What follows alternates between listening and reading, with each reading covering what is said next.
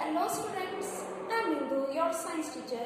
Now today we are going to discuss about electric current and its effects. What is electric current? Current means flow of charge. Flow of charge is current. And what is charge? Charge is the property of a matter. Charge experiences some force in magnetic field.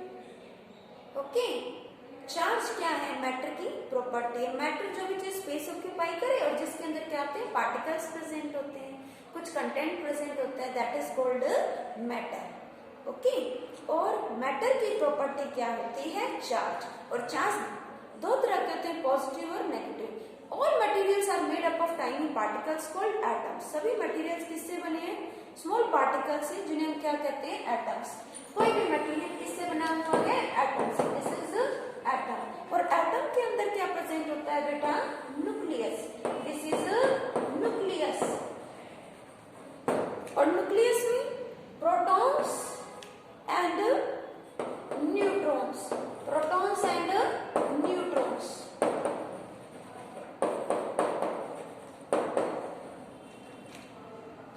और nucleus के around होते हैं energy shells, जिनमें electrons move करते हैं. क्या move करते हैं बेटा?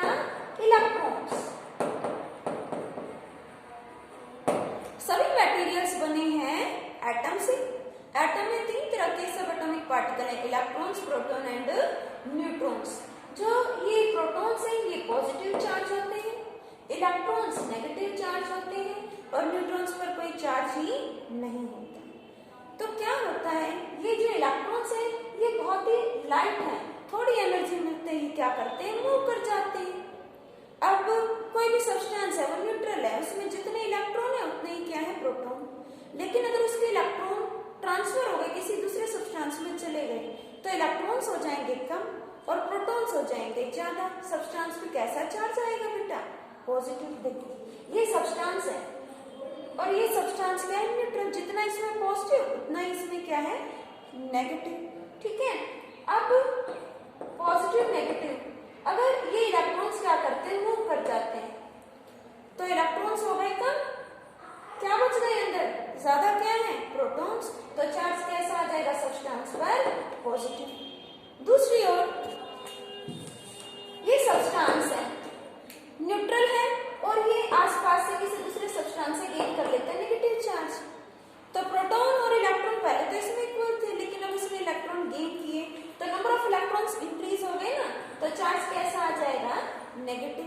क्लियर है आपको? हर एक एटम न्यूट्रल है, हर एक सब्सटेंस न्यूट्रल है, लेकिन अगर वो इलेक्ट्रॉन्स गेन कर ले या अपने इलेक्ट्रॉन लूज कर दे. बार बार इलेक्ट्रॉन ही क्यों कह रहे हैं? क्योंकि इलेक्ट्रॉन लाइटेस्ट है, प्रोटॉन हैवी होते हैं, इलेक्ट्रॉन लाइट होते हैं, थोड़ी एनर्जी मिलते हैं, क्या करते हैं? इलेक्ट्रॉन्स मूव कर जाते हैं एक प्लेस से दूसरे प्लेस की ओर. तो बेटा चार्ज आ जाता है पॉजिटिव या नेगेटिव. ओके. चार्ज दो तरह के होते हैं, पॉजिटिव एंड नेगेटिव. चार्ज कब आ गया?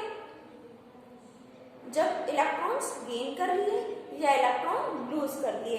और चार्ज पार्टिकल्स का मूवमेंट ही होता है current, electric current. Current means flow of charge. कुछ बुक्स में आप देखोगे flow of electrons is current, ये भी करेक्ट है, but only electrons.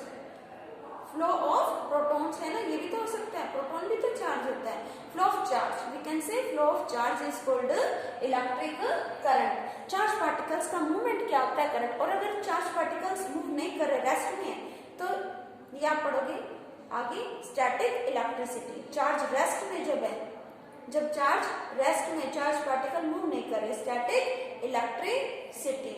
Okay. Cell. What is cell? Cell is the source of electricity. Cell क्या है? Source of electricity. ये प्रोड्यूस करता है इलेक्ट्रिसिटी.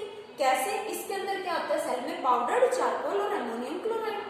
अंदर रिएक्शंस होते हैं केमिकल्स के बीच, और फ्लो होता है चार्ज पार्टिकल्स का.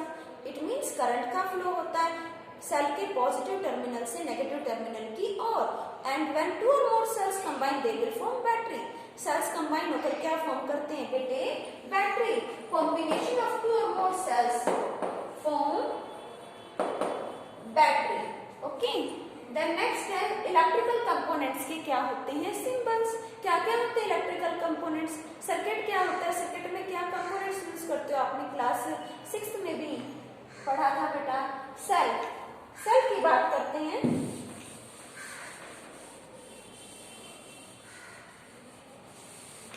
सेल किस तरह से रिप्रेजेंट करें सेल को, इस तरह से, एक लॉन्ग लाइन और एक शॉर्ट लाइन, ठीक है, positive and positive terminal, and this is the short line.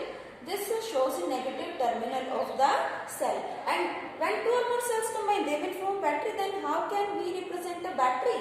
We can represent battery in this way. This is positive and this is negative.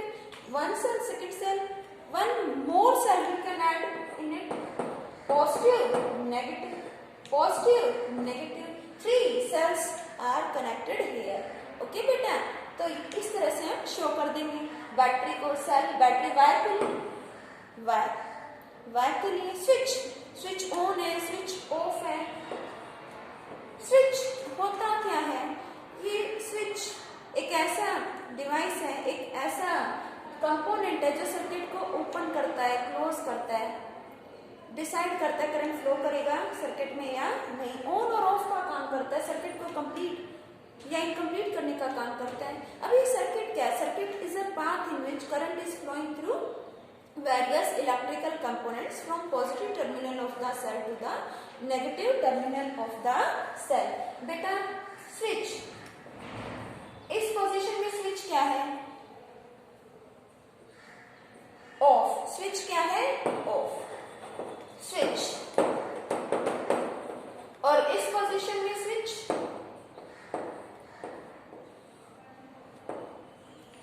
क्या है, ऑन। जब स्विच ऑन करते हैं, जब भी हम स्विच ऑन करते हैं तो कंप्लीट हो जाता है, पाथ क्लोज हो जाता है, बंद हो जाता है, करंट फ्लो कर सकता है। लेकिन जब स्विच ऑफ है, जब स्विच ऑफ है तो सर्किट क्या है, ओपन, सर्किट क्या है, ओपन, गैप है, और जहां गैप है वहां करंट फ्लो नहीं कर सकता है। सर्किट बनाकर देखते हैं बेटा। सपोज ये क्या है, ये हमने रिप्रेजेंट किया सेल। सर्किट में बल्ब के लिए भी देखो, बल्ब के लिए क्या सिंबल यूज करें बेटा, ये एम लाइक सिंबल, ये क्या है, शो कर दिया हमने, इलेक्ट्रिक बल्ब। बल्ब के लिए ये सिंबल रहेगा बेटा, इलेक्ट्रिक बल्ब के लिए। अब इस सर्किट में हम दिखा रहे हैं कि इस तरह से कंपोनेंट्स कनेक्टेड है, ये क्या है, बल्ब, और ये है सेल, और एक स्विच भी यूज कर लेते हैं।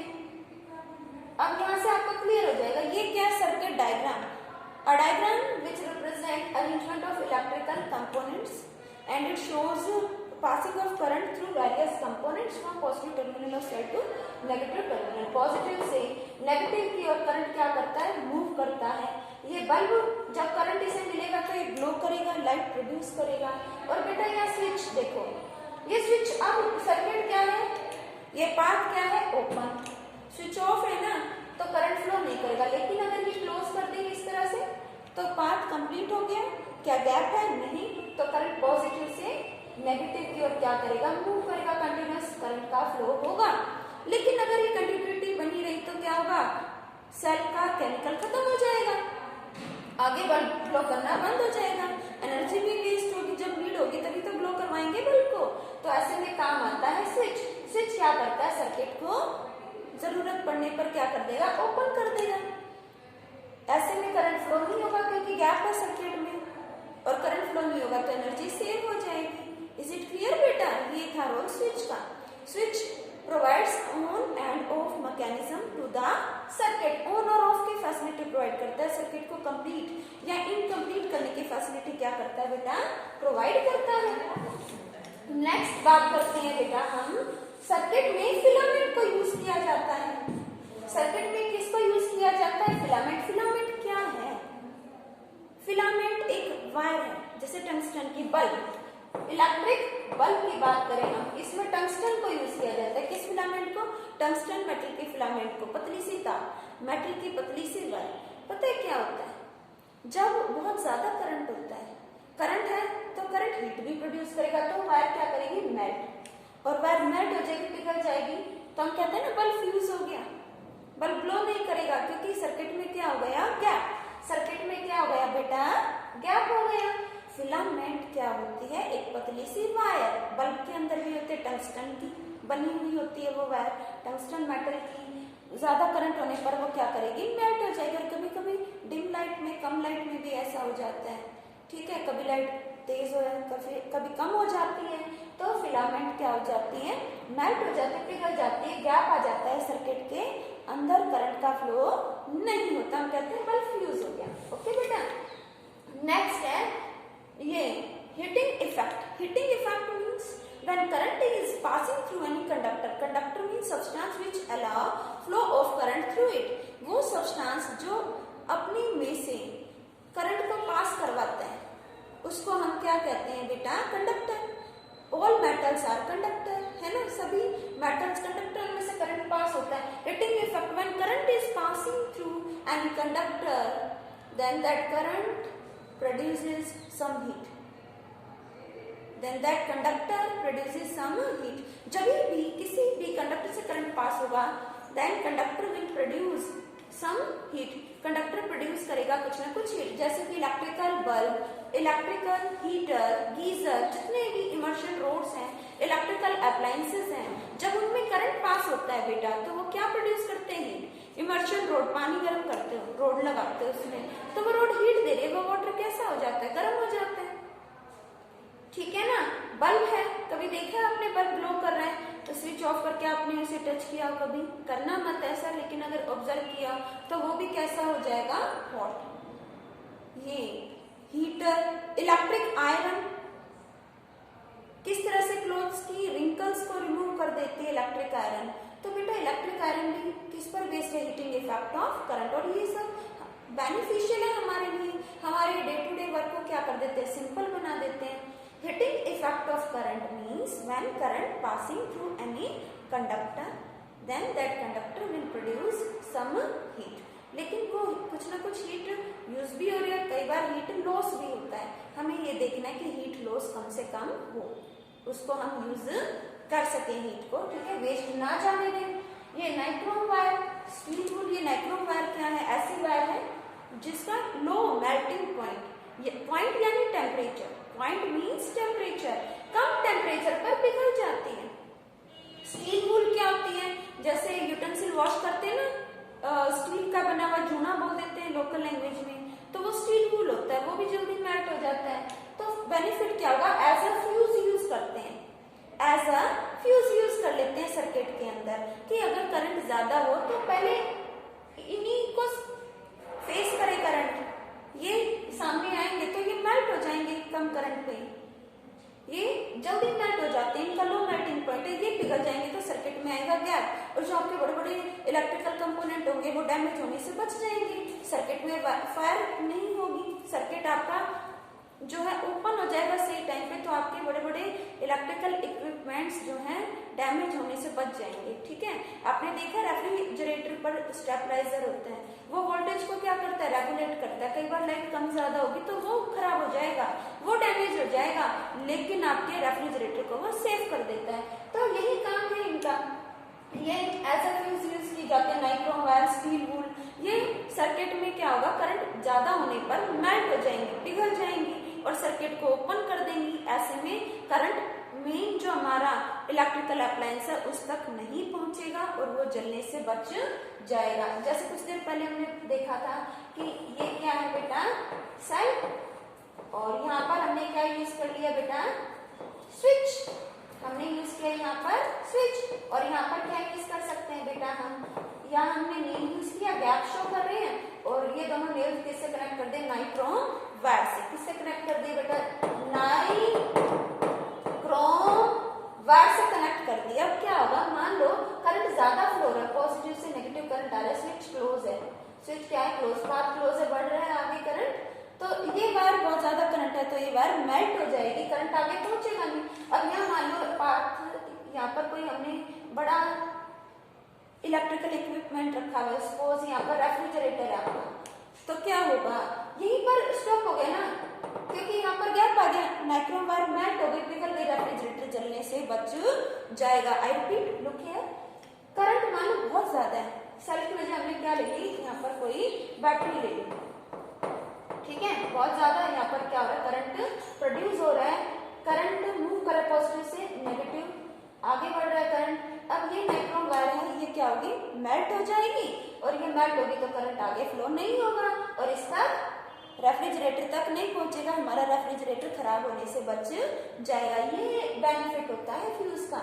नाइक्रोम वायर या स्टील वूल, इनको एज अ फ्यूज यूज किया जाता है। और आजकल ये देखो CFLs, ये बल्ब है, ठीक है, कॉम्पैक्ट फ्लोरोसेंट लैंप्स हैं। ये क्या है, कॉम्पैक्ट फ्लोरोसेंट लैंप्स हैं, ये हीट लॉस कम करते हैं।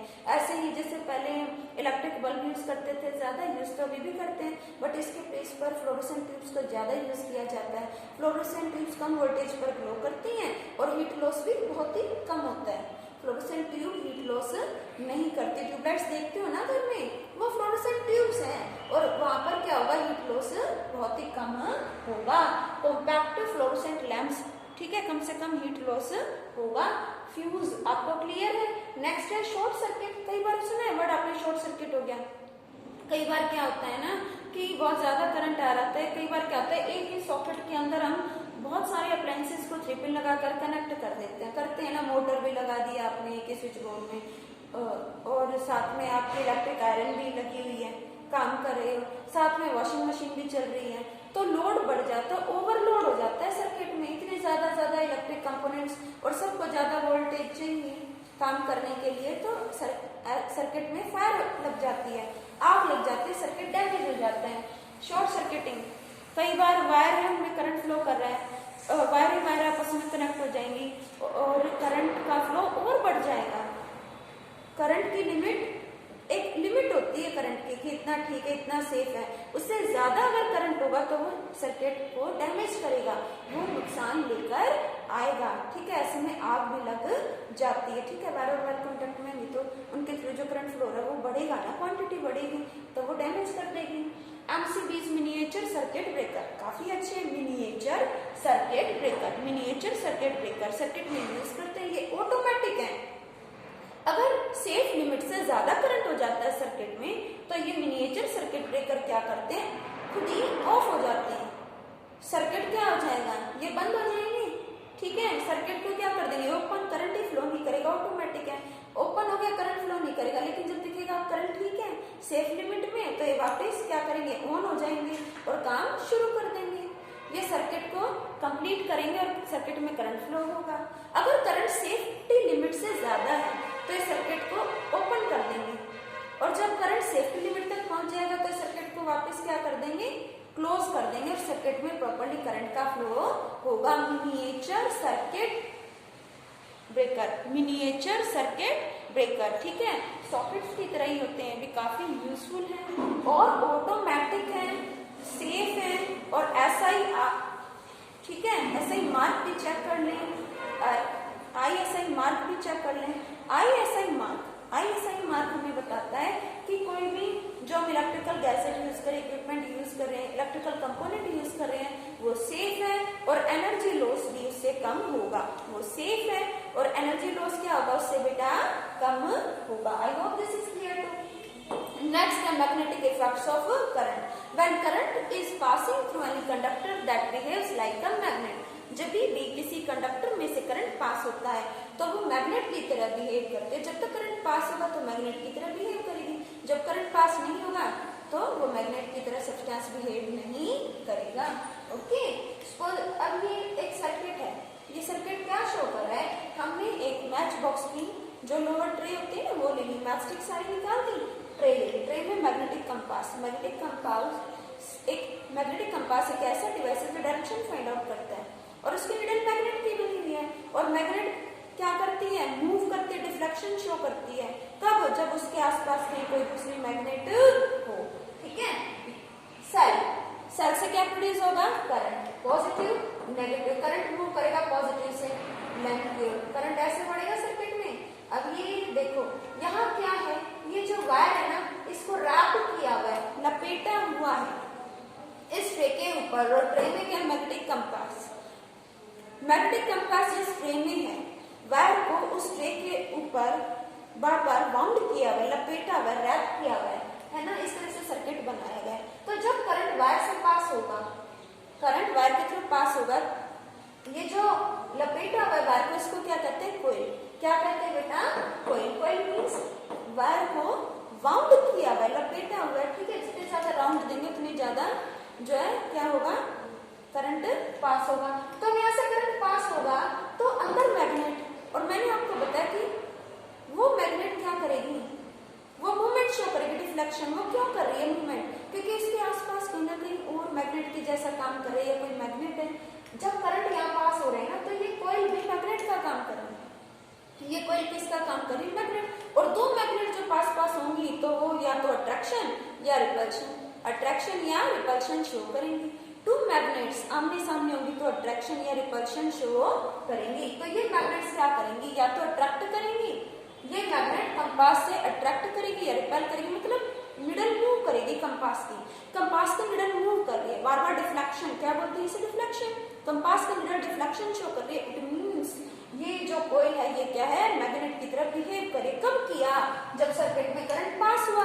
जब सर्किट क्लोज होगा, जब सर्किट क्या होगा? क्लोज, तो करंट पास होगा, और जब सर्किट ओपन होगा तो करंट पास नहीं होगा। जब क्लोज सर्किट होगा तो ये कोइल मैग्नेट की तरह बिहेव करेगी और निडल कंपास की मूव करेगी, डिफ्लेक्शन देगी, अदरवाइज नहीं देगी। जब सर्किट क्लोज होगा तो करंट फ्लो होगा, और जब करंट फ्लो होगा तो निडल कंपास की डिफ्लेक्शन शो करेगी। ये सर्किट क्या है? क्लोज। और अगर यहाँ गैप है तो सर्किट क्या है? ओपन। ओके बेटा। और किसने बताया सबसे पहले कि कंपास निडल में डिफ्लेक्शन हो सकता है ना? और किसी करंट कैरिंग कंडक्टर, कोई कंडक्टर उसमें से करंट जा रहा है तो मैग्नेट की तरह बिहेव करेगा। Hans Christian Oersted. Hans Christian Oersted. Electromagnet means magnet prepare कर सकते हैं किसकी हेल्प से? By electricity. When current is passing, we can say when electricity is passing through any conductor then that behaves like a magnet, ठीक है। और जब current नहीं अप्लाई करोगे, करंट पास नहीं होगा कंडक्टर के थ्रू, तो मैग्नेट की तरह बिहेव नहीं करेगा। ओके बेटा।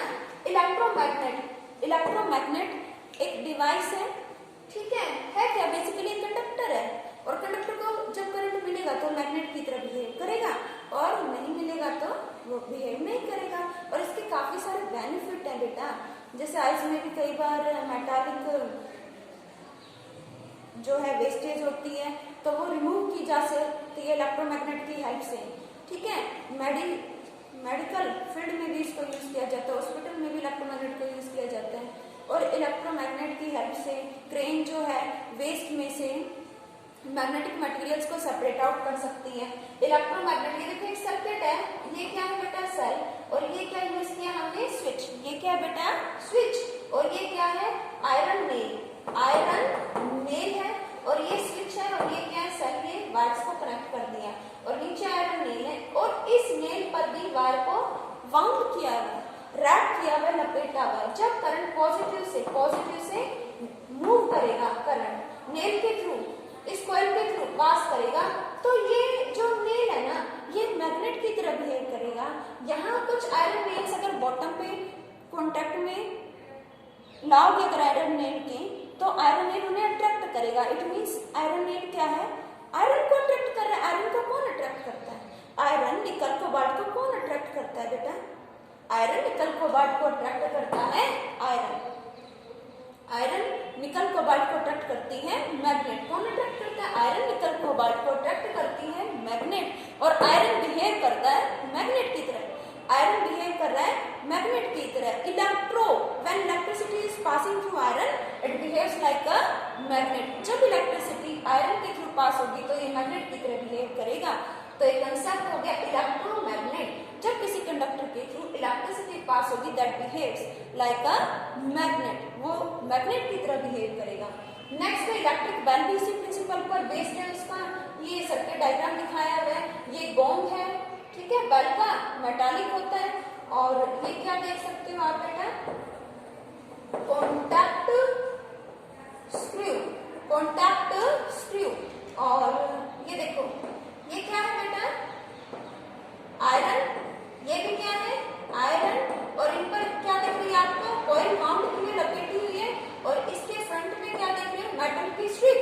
और ये क्या? Contact screw. ये इसके नियर है, अटैच नहीं, इससे इसके नियर है। और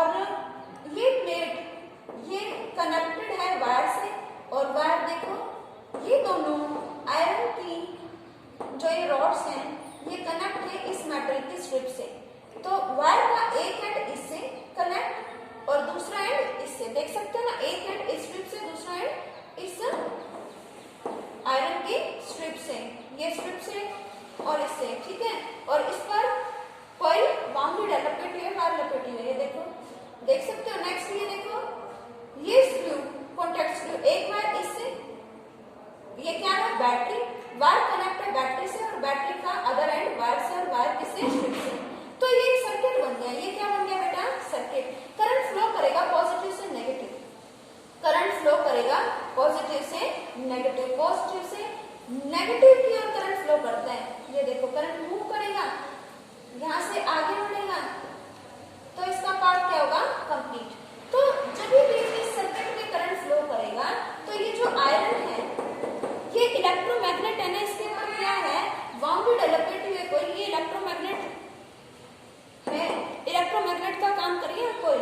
जब भी करंट सर्किट में फ्लो होगा तो ये कोई मैग्नेट का काम करेंगे, इलेक्ट्रोमैग्नेट का, और ये अट्रैक्ट करेंगी, ठीक है, अट्रैक्ट करेंगी आयरन स्ट्रिप को अपनी ओर। ये आयरन इनसे अट्रैक्ट होगा, ये मैग्नेट की तरह बिहेव करेंगी, आयरन को अट्रैक्ट करेंगी, तो यहाँ गैप आ जाएगा सर्किट में गैप। और जब ये आयरन इधर आएगा तो ये हैमर भी इधर आएगा, और हैमर इधर आएगा तो गोंग से स्ट्राइक करेगा, वाइब्रेशंस होंगे गोंग में, और गोंग साउंड प्रोड्यूस करेगा।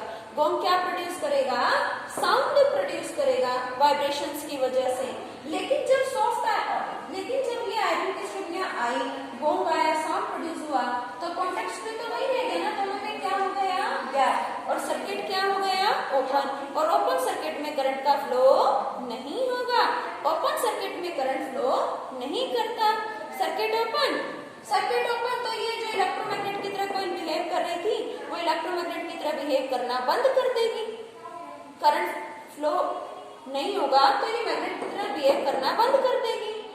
ऐसे में फिर ये जो अट्रैक्ट कर रही थी इसको अपनी ओर खींच रही थी आयरन स्ट्रिप को, अब ये नहीं खींचेगी, ये फिर से दूर, ये फिर से दूर और फिर से दूर। सर्किट ओपन है लेकिन ये इसे फिर कांटेक्ट में आएगा, दूर जाकर स्क्रू के कांटेक्ट में आएगा, और स्क्रू के कांटेक्ट में आते फिर से क्या होगा सर्किट कंप्लीट हो जाएगा, फिर से करंट फ्लो होगा।